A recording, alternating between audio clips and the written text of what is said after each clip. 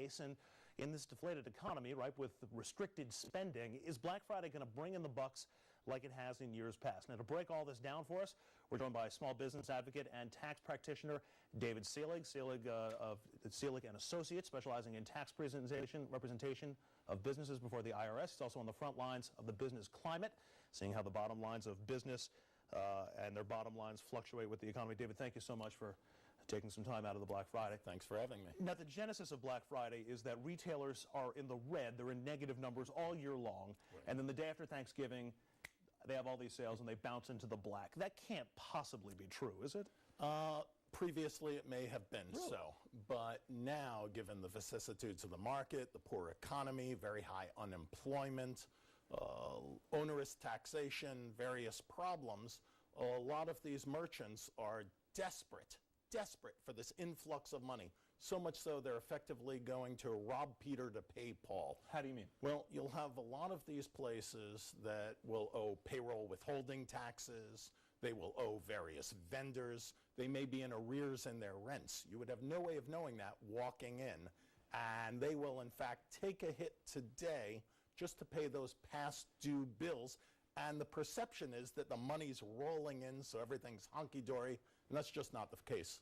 Now, you would think, just from hearing you say that, that would be true for, you know, Andrew and David's general store on the corner or something like that, but that's even true for the big national retailers, the Walmarts, the Targets, the Best Buys? Well, that's a sticky wicket because they run on an entirely different paradigm. Remember, they can close and consolidate, but if you have a small business or a medium-sized business, 6 or 8 locations, they don't have that luxury, particularly if they're a privately held corporation. You know, what happens is, and I see this in my practice, you'll have individuals who have tremendous tax liabilities to the Fed and the state, but they don't discuss it because it's somewhat embarrassing. So you can be in close proximity to these people and never even know it. And that's the case with a lot of these businesses, which explain why they close overnight. Now, even if these stores, you know, obviously they're banking on doing brisk business on the day after Thanksgiving and the weekend after Thanksgiving, but even if the sales numbers aren't where they might hope that they would be, the phenomenon that Black Friday has become still benefits them in the long run, doesn't it? Well, let's hope so, if the long run means they can stay in business. It could, in many cases, just be short-term patching.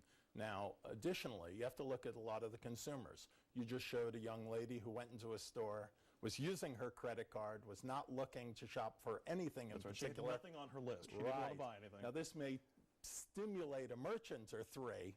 I don't think it's going to do her or her family too much good in the coming new year when she brings this mounting debt with her.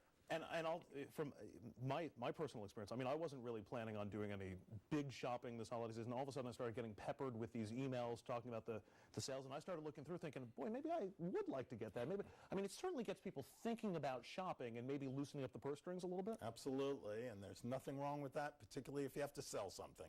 Okay. Retail, and we talk a lot about the service economy and the shift from manufacturing to a more sales and point of sale kind of economy that we have in this country. How critical is it to the overall health of our overall economy that the retail picks up this time of year? Is there a certain amount of, I mean, can anybody be considered a patriot for going shopping today? Is it, I mean, that may be extending it too far, but there is some benefit to the country as a whole from all this, I hope. Absolutely. Absolutely. When those cash registers are ringing and you come home and you bought your significant other something nice, that warm feeling has to be worth something. So you're a hero for shopping, okay? Excellent. Well, that makes me feel that now I want to go shopping right now. Do we have any way of knowing how this Black Friday is going to compare to Black Fridays in the past? And do we know where the stores are in the year to date up until Black Friday? Okay.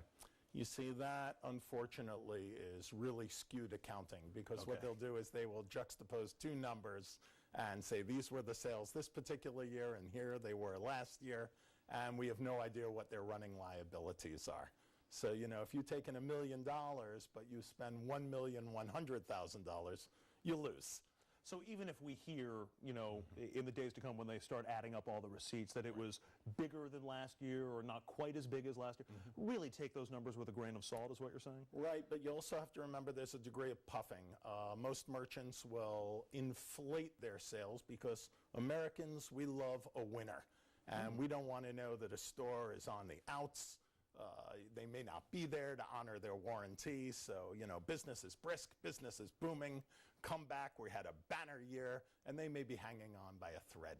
Well, let's hope that they're not. Right. And let's hope that, you know, we saw lots of people going shopping today. We saw some incidents out of our region. But hopefully the real action is happening as people are adding up the receipts, and hopefully the numbers come in looking particularly good. David Selig, thank you so much for joining us and going over the numbers today, and happy Thanksgiving. Really You too, appreciate and it. thank you for having me on. Absolutely our pleasure. We're going to take a quick break here on RFL. When we come back, we're going to sound off on what's behind the Black Friday craze and whether we might have gone off the rails a little bit here with Black Friday bleeding into now Black Thursday. Have we lost focus on what Thanksgiving and what the holiday season's really all about? Stay with us. Really thankful that I still have a job, that I'm working presently now.